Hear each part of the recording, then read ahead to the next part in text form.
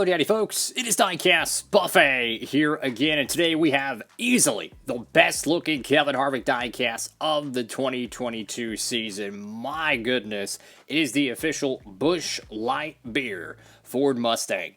This paint scheme, like just in the box without even opening it, looks like a 10 out of 10 diecast. It does come on the base here, but without further ado, let's go ahead and check out this Busch diecast. Alrighty, folks, right out of the good old box, and man, I tell you what, I thought this diecast looked incredible inside the package, even better outside of it. My goodness, guys, this might be my favorite diecast of the 22 season. This is incredible, guys. You have a silver metallic paint job, and then the blue is metallic as well. It's like a blue steel, but it's like, instead of it being flat, it actually has like a reflective metallic finish to it. I mean, this is fantastic, guys. I'm loving this diecast. So let's go ahead and dive into it. If you haven't already, make sure to give the video a huge thumbs up. And of course, I got this one over there at Circle B Diecast. If you want to pick up this diecast or any of the other Kevin Harvick stuff, perhaps maybe his gear wrench car, you could save over there on shipping with the promo code Diecastbuffet for any orders $30 or more. And seeing how Wave 3's quality was, I would recommend getting the Gold Series more now than ever. So you get the Busch Light Brewed in the USA decal here, but you can see that just amazing silver paint job, very reminiscent of the Jimmy Johnson finale car from 2020, that silver paint job, but you just have this very nice brushed, kind of a blue steel aluminum look to it. At the front end of the Ford Mustang, and it looks so menacing without the Mustang wording there. Just incredible looking diecast here, guys. Stewart Haas Racing there, number 4. Got Sudoku. You can't see the splitter is decaled black, but go to the left side of this diecast, man. Wow. I mean, it looks like a production line Mustang, right? Then you have a silver paint job to it. You have the Busch logos all over. I mean, this is a 10 out of 10 diecast, guys. I am just absolutely just thrilled with this diecast, guys. Now, I did leave it on the base. Maybe one day I will take it off the base. But wow, dude, look at this. So let's get a little bit of closer look at the metallic finish here. Let's see if the camera will pick it up again. This is a 1/64 scale car. Very tough for it to actually pick up the metallic flakes, but you could see it right there behind that Mobil 1 decal, how it just really shimmers with the light. Fantastic paint job, guys. You got Kevin Harvick there, Ford, Mobil 1, Haas. Got Hunt Brothers Pizza, Rush Truck Centers, Gear Wrench. Get the Busch logo, American Ethanol. You got, what is that, Pristine Auctions, Subway, which is kind of funny seeing a Subway decal on a Busch car. I mean, could you imagine going to Subway and getting a Busch? Oh, my goodness. Hunt Brothers Pizza, Mobil 1.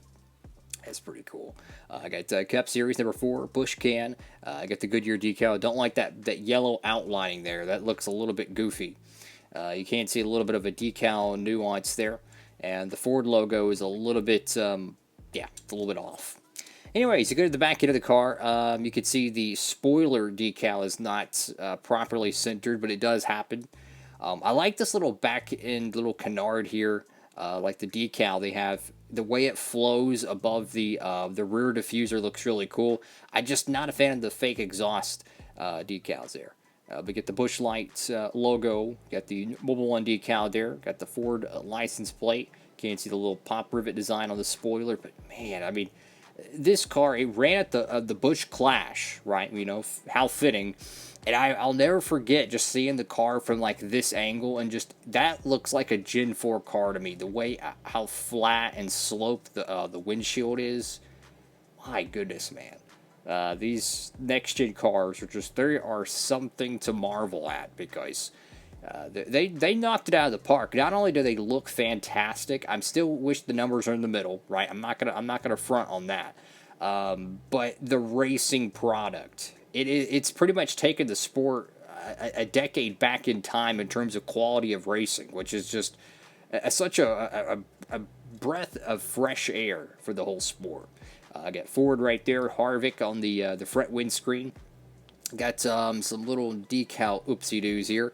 I think these will come off, though, because it doesn't make sense for them to have just a random black, like, paint chip or something when the whole car is silver. So what I probably could do is take a small X-Acto knife and I might be able to skim them off, but regardless, it is there. So I got the mobile one right there. That silver with that red and the blue looks really nice. Got the Harvick decal there and Busch light right there in the trunk. But I mean, just look at that silver, guys. Like, if you're a diecast collector, look, I'm a Chase Elliott guy, right? We all know Chase Elliott and Kevin Harvick ain't exactly best friends.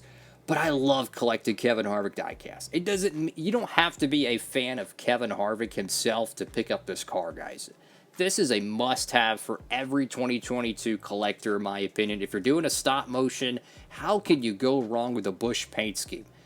I mean, a silver paint job, next-gen Ford Mustang. It's got the Busch cans all over. I mean, this is a 10 out of 10 diecast. That's the second one this year. My first one was the Josh Berry Tire Bros. I truly think that is the best Xfinity car I have seen in a long time. This one, this is top of the mountain in terms of the next-gen cars, for me at least.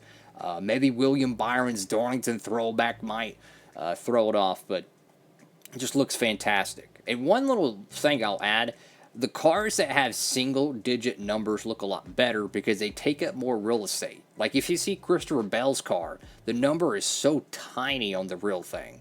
I wish they would just make the numbers bigger if they're 2 digits, but they don't. So, but regardless, the car looks fantastic. The box is plain Jane, but it's a box. But you got to get this diecast, guys. I don't know how many they're making of it. They're not going to put this in the Authentics line, so your only way to get it is through the Gold Series. And as I mentioned earlier, the quality of Wave 3 of the NASCAR Authentics line, like I'm not talking like decal overlaps or chips. I'm talking the actual print of the decals.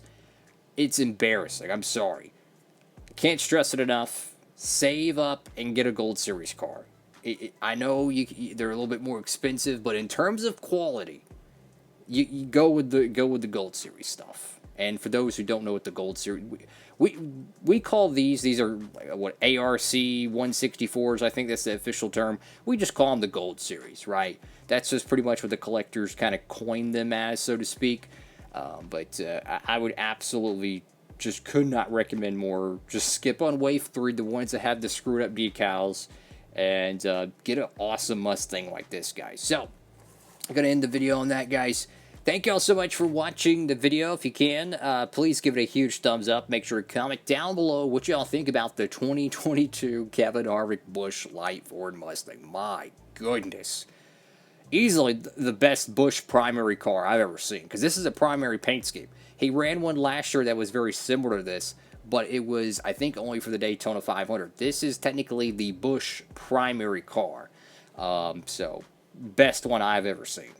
Thank y'all for watching. Have a fantastic day, everybody. Diecastbuffet. Signing off.